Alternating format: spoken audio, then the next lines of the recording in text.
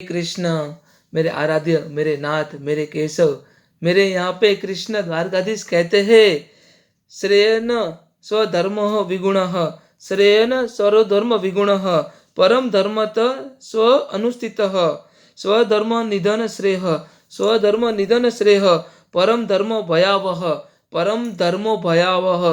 मेरे आराध्य मेरे नाथ, श्लोक नंबर 35 में तीसरे अध्याय में कहते हैं, अपना खुद का प्रिस्क्राइब्ड ड्यूटी करो, खुद का ही ड्यूटी करो, खुद का ही कर्म करो, चाहे आप कितने भी बुरी तरीके से क्यों ना कर रहे हो। दूसरों का कर्म चाहे आप कितनी भी अच्छी तरीके से क्यों ना कर रहे हो, पर दूसरों का कर्म कभी भी मत करो, दूसरों की प्रिस्क्राइब्ड ड्यूटी कभी भी मत करो, क्योंकि वो भयावह है, वो मतलब बहुत डेंजरियस है। इसीलिए चाहे अपनी प्रिस्क्राइब्ड ड्यूटी कितनी भी बुरी तरीके से कर रहे हो, पर अपना स्वधर्म कभी भी मत छोड़ो। मेरे आराध्य मेरे नाथ, यहाँ पे श्लोक नंबर 35 में, चैप्टर नंबर 3 में मेरे आराध्य मेरे नाथ मेरे केशव हम सबको समझाते हैं कि खुद का ही प्रिस्क्राइब्ड ड्यूटी करो।